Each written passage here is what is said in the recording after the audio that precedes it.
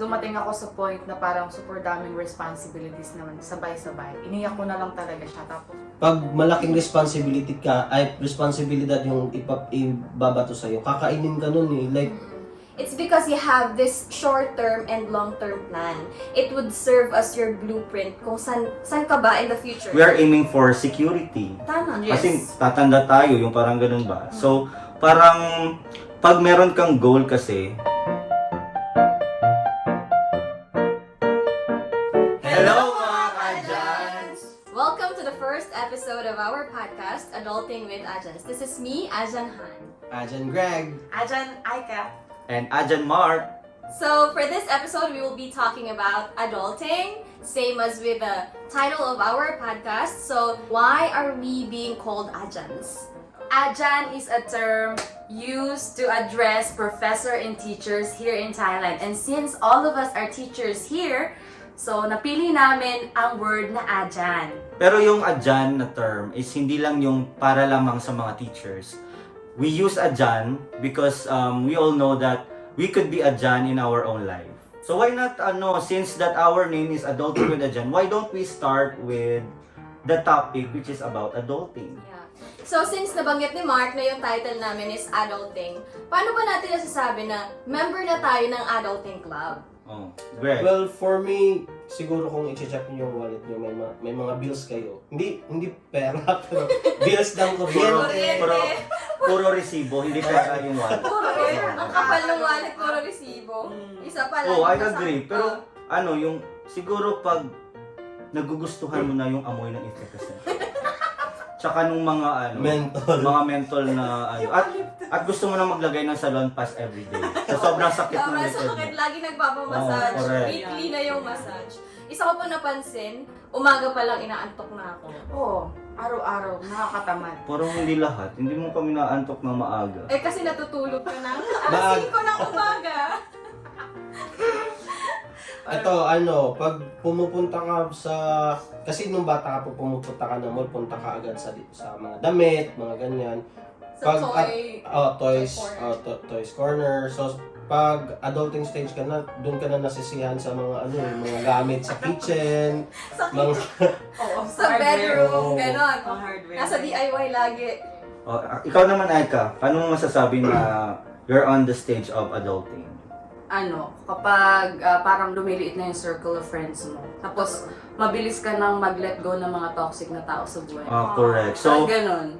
pag you're on adulting stage, you focus more on having a quality friends. Tama. Yeah. More on quality friends. not Correct. quantity. Yes, yes. You Kasi stick yung to- parang naghahanap ka na yung mga taong tatagal at Yes. tatagal sa buhay mo, tsaka yung parang Healthy para sa'yo. healthy para Oo. sa iyo. May mga... Healthy in a sense na hindi dahil tumatanda tayo. Healthy in a yes. sense na gusto natin maging happy na Oh, lang. yes. Pero may mga tao kasi na pwedeng magstay sa buhay ng pangmatagalan pero toxic sila. So it's also not healthy for you. So pag nag-a-adulting ka na natututunan mo na mag-filter ng tao, tapos mag-let go ng mga toxic talaga na tao sa buhay mo.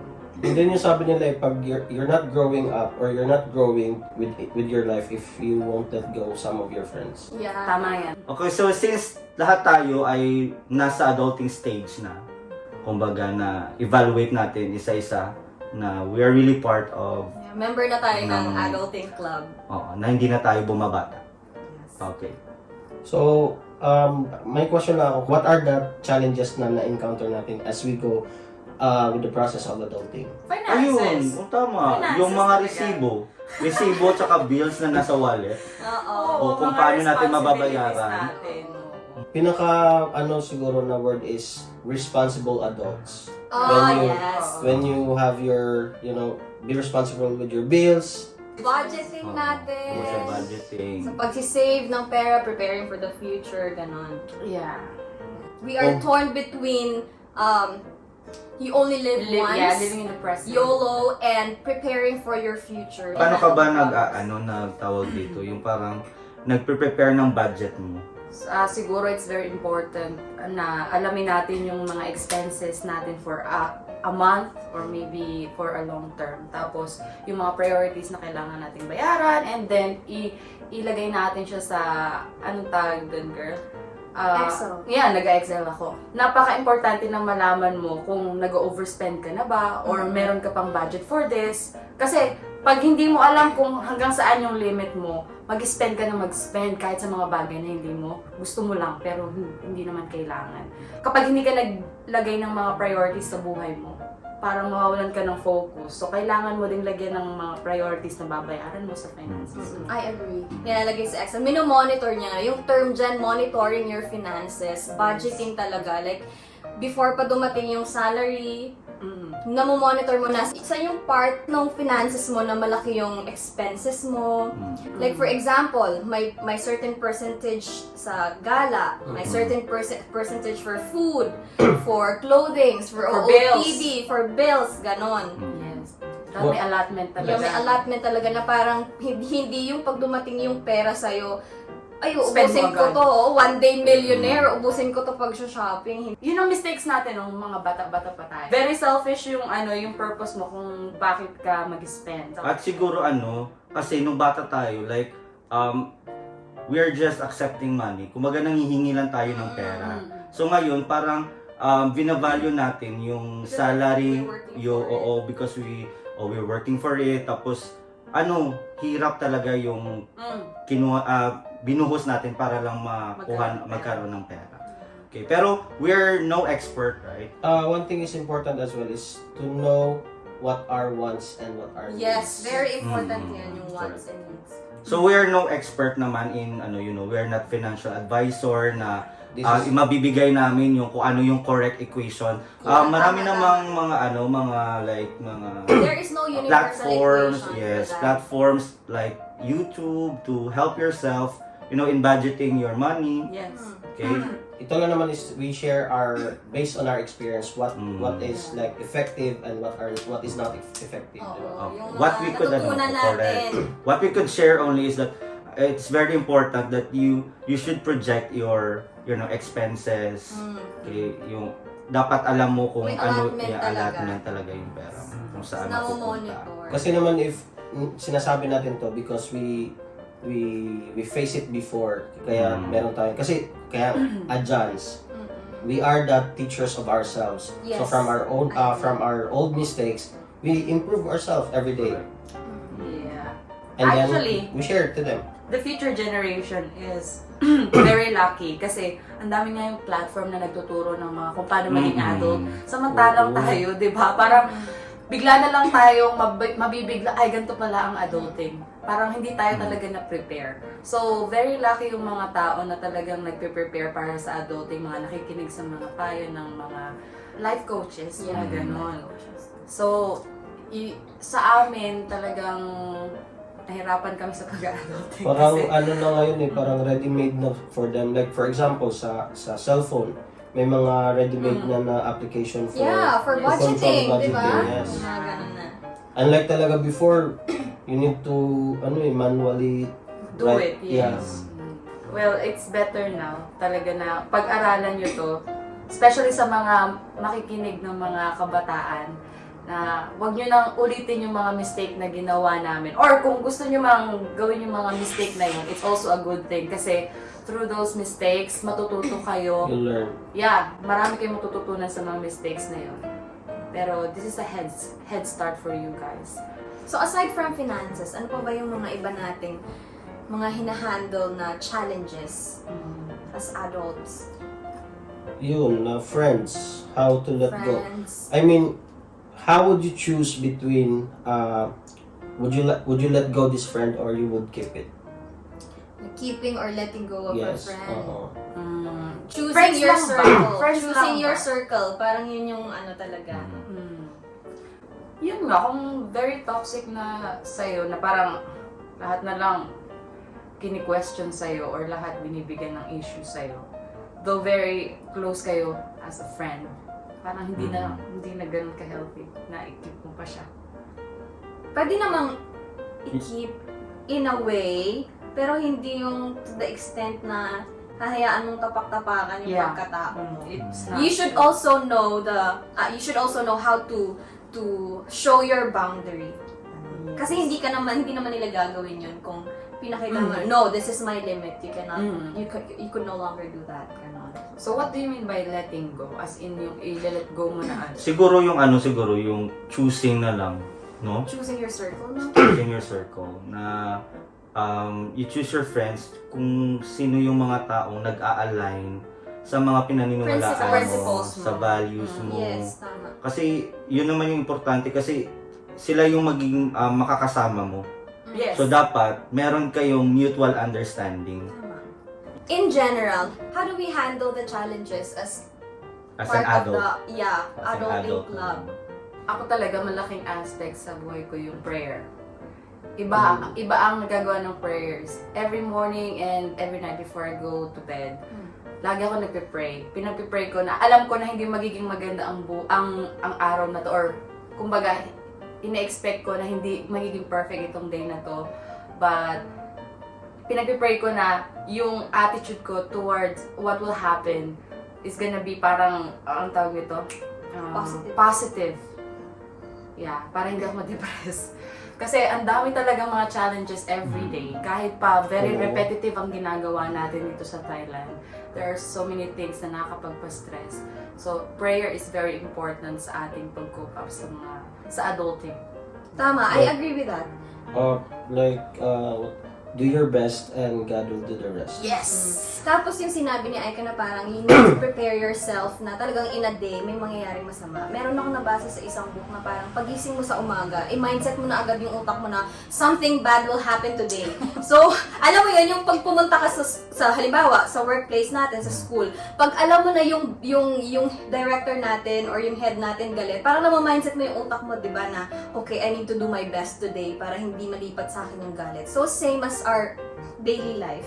Umaga pa lang, iniisip mo na, oh, baka may mangyaring masama today. So, ready ka na. Ready na yung utak mo na hindi ka maiinis na ano ba naman tong mga taong to, ang sasama ng ugali. Di ba? Pero parang hindi parang man hindi siguro siya na na parang i-ready mo yourself no may mangyaring. Masama. Parang Hindi siguro, naman ready. accident. I mean, in every way na masama ba? Siguro yung point ng parang Yung you just have to positive prepare outlook mo. yourself. Kasi pag naiisip mo na yung parang ready mo self mo na may mangyaring hindi man aksidente or masama, like magiging conscious ka na ay I have to parang ganun. So, like siguro It's yung not parang gonna be mas natural. maganda siguro na alam mong ganyan yung mangyari, but you have to prepare yourself. Yung parang ganun. Parang mas maganda na maganda yung outlook mo all throughout the day. Oo. Pero you also acknowledge that Na- there is a May possibility. may possibility na There may is a mangyari. possibility na may Correct. mangyari. Yes. Pero sa akin naman, I believe in universe attraction. So, every time or every day, I always think na positive lang, positive. And of course, The law of attraction. yes, the law of attraction. But of course, there is what we call be cautious lang, or there's a caution na just in case, kasi hindi natin in the future baka paglabas ko ng door is Yun naman talaga yun eh. Like, there's always a risk every day. there's always a risk. So, yung sa pag-handle din, nung sa adulting, we can equate it to knowing your why. Oh, Yes, because if alam mo kung ano yung dahilan, bakit ka ba nag-hustle ngayon? Bakit mo ba ginagawa yung ginagawa mo ngayon? It's because you have this short-term and long-term plan. It would serve as your blueprint kung san ka ba in the future. San ka 5 years from now, 10 years from now, ano na bang ginagawa mo? Yun. Pero, of course, you should not be strict with your timeline. Kasi, nabipressure tayo minsan sa demand or sa expectation ng Ng iba. society. Yes. We have this traditional timeline na binibigay ng older generation sa atin, like mag-aral ka, after mo mag-aral, magtrabaho ka, tapos mag-asawa ka na. Eh, at our age, parang Wala mong balak. parang we are not yet on the stage We're na still- prepared na tayo for marriage, di ba? Although we are preparing for it. We're enjoying our lives to To the being single. fullest. Yes. So, huwag natin siyang i-rush. if you are pressuring yourself na dapat by the age of 30 may bahay na ako, by the age of 29 millionaire na ako, do not rush yourself. Take it day by day. Yeah. And let your action compound. Let Correct, the I compounding agree. power Kasi of pag your ano, action. pag nasa adulting stage ka na, yung ako naman kung paano ko siya i-handle, like it is very important siguro na pag you are on adulting stage, meron kang mga goal talaga. Yun talaga. Dapat meron. focus ka na kung ano yung mga goals mo sa life. Kasi adulting na eh. So, we are aiming for security. Tama. Yes. Kasi tatanda tayo, yung parang ganun ba? So, parang pag meron kang goal kasi, alam mo kung saan ka papunta. Yes, Di ba? the guide, Alam mo the kung saan, outline. correct. The foot. Pero tama, oo. The blueprint. Tama si Hannah, like, even though you have a goal, wag mo lang masyadong i-pressure yourself mo kasi we have our own timeline. Tama. We have our own moment sa Tama, life natin. tama. Yes. So, as long as andun ka pa rin sa goal mo, okay, Stick to gaano pa yan kalayo or gaano pa yan Kahirap. kahirap or katagal, as long as andoon ka at Stick to your you're, oh yes, you are, putting yourself into it, your passion, your perseverance, mapupunta natin yan kasi wala Darating naman din kung yun, oo. we just have to strive. Little by little. Yes. Small improvement is still an improvement. Yes, tama. I remember I used to tell Aika last year, sabi ko sa'yo, hindi ako uwi ng Pinas kung wala akong gantong amount ng pera. Ang problema, yung anxiety ko nung mga time na hinahustle ko talaga siya, hindi naging maganda sa health ko. Hindi ako nakakatulog sa gabi, niisip ko lang kung anong dapat kong gawin. Ganun. So if I'm gonna do it again, I'll do it slowly. Hindi gaya nung, alam mo yung binabakbak mo talaga yung sarili mo na, I need to reach this goal by this time. Pero parang okay din siya para sa akin. Kasi parang inaano mo yung sarili mo to push to the limits. Yes. In a Huwag way, yung sobra positive. naman. Yeah. Madami din kasi mga factor na yung tao nagmamadali sa dapat ganito matapos na dapat by the age of this Alam mo meron na kasi kung anong reason. isa din yung yung you compare Your yourself with pressure. others. Yes, So, social media. kasi mas nakikita niya na yung kaklase ko, yung May friend pressure. ko, eto may sasakyan na, eto mayaman na, May... eto may Like ganyan last na. year So we were talking- ako kailangan ko din magkaroon ng ganito. Oo, kasi ganitong age So na I have rin to ako. push myself tapos parang alam mo sa sarili mo na hindi mo pa kaya sa ganito, Oo. ipupush mo. Pinipilit Pinipilit mo mo. para lang meron ka. Oo, para So kailangan lang dyan is wag ipilit. Oo. Like we have Huwag our own mag-compare. timeline na eh. At Oo, yes, tama yan. wag Yeah. talaga Maganda i-compare. yan. We have our own timeline. We have our own success. We have our own struggle. We live in, hindi lang dapat tayo ma-peer pressure sa mga tao. Tama pressure. yun. We just have to compare ourselves with our old self. Yes. Yun Yes, lang tama dapat, yan. old self. Ganda old nun. Compare yourself. With your old self. Pero may tanong lang ako, natakot ba kayo sa adulting stage? Nakakatakot eh. Natakot? Siguro hindi. Hindi ko kasi alam na dadating pala tayo sa adulting stage. Uy, Parang hindi ako kabahan ka na hindi ka naabot sa adulting I stage. mean, hindi ko na-realize na, na parang may adulting stage pala. Akala ko kasi Ako gagraduate lang ako, magtatrabaho ako, mag-aasawa ako. Akala ko yun na Ako yun. din. Kasi naplano ko na yung buhay ko noon. Hindi pala ganun. Or Hindi, baka umaabot- surface lang yung alam mo sa adulting stage. Oo. Yung parang trabaho, kakasal ka, Oo. yung parang gano'n. So hindi mo pa alam yung siguro yung deeper nung... Yun pala, in between, maraming Oo, madami nangyayari. pa pa. Ang daming dapat i-prepare. Actually, for me, hindi ko naisip na nasa adulting stage. Siguro na darating sa iyo yan na nag-adult na talaga ako. Kasi, like for me, for example, Naghahalaman na. naghahalaman, or Nag-iisda. like for example, pag pumunta ako ng mall, sabi ko, iniisip ko ba, noon, pumunta lang ako ng toys, ganito, ganyan, pero di na ako nasisiyahan sa toys. Nasisiyahan ako pag pumupunta ako sa mga kitchenware, sa mga ganon. So parang naisip ko, ito ba yung tinatawag nilang adulting? Parang ganon. Pero never kong naisip na, never akong natakot na adulting. Ma-realize mo lang na you're on the process na pala. Na you're paying the bills. Of course, you need to. Pero you'll realize na it's part of being adult. Kumbaga in-embrace na lang yung In-embrace na lang. in-embrace You na have- kasi. Yeah. Probably choice. because we are too busy dealing with our responsibilities. Yes. Na hindi na tayo nakapag-prepare for adulting. Nagulat na lang tayo, ay, nandito na pala ako. In a way, pero parang ako kasi, natakot ako kasi dumating ako sa point na parang super daming responsibilities naman, sabay-sabay. Iniyak ko na lang talaga siya, tapos biglang parang napaisip ako noon, Lord, Yun lang din. parang sabi ko, Lord, ito na ba yung adulting stage? Ayoko pa. Parang hindi ko pa kaya. Yun lang din. Hindi ko Na- pwede I Parang ang realize- laki na ng mga responsibilities Ang laki na na. ibibigay Yun, Oh, responsibilities. Yun lang din, na-realize ko, as being an adult, you have the responsibility. The word responsibility. So, doon ka din sometimes, katulad kay Aika, doon ka din matatakot ba pag lahat ng responsibilidad na sa'yo na lahat. Ay, totoo. Unlike before, tumatanggap ka lang eh. Like, baon, ganito, ganyan, kain, hindi ka nagbabayad ng bills, hindi ka bumibili ng pagkain, mama mo lahat, that's their responsibility. Pero nung nag-adult ka na, Lahat na, ikaw na, kasi yung parents mo, hindi na nag-work. So, ikaw, nasa iyo na lahat ng responsibility.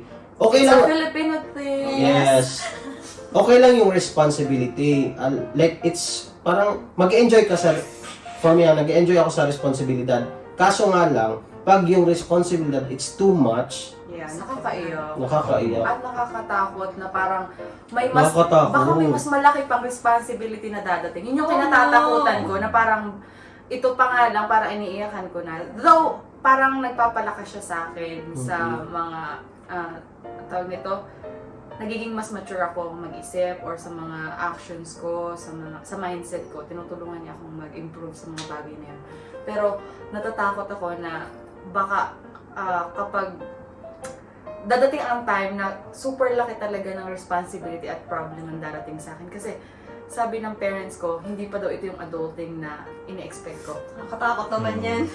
Kahit kasi anong ready mo sa life, pag malaking responsibilidad yung ibabato sa'yo, kakainin ka nun eh. Like, may ano ka kasi, may parang as a human being, meron kang ceiling ba? Meron kang limit. Kaya we need to find the balance between enjoying adulting and surviving adulting. Kasi minsan lang natin to dadaanan eh. Correct. Very, very lang. Hanggang saan lang mabilis. ba ang adulting?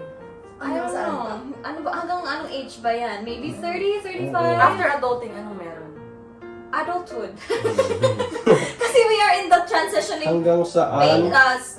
transitioning Phase. phase of From being a A teenager, to Adulting to adult. adult. Yeah, kaya Adulthood. ang hirap nung transitioning, di ba? yun nga pero sa adulting, yung parang ganun lang din siya, yung parang change sa life natin, di ba?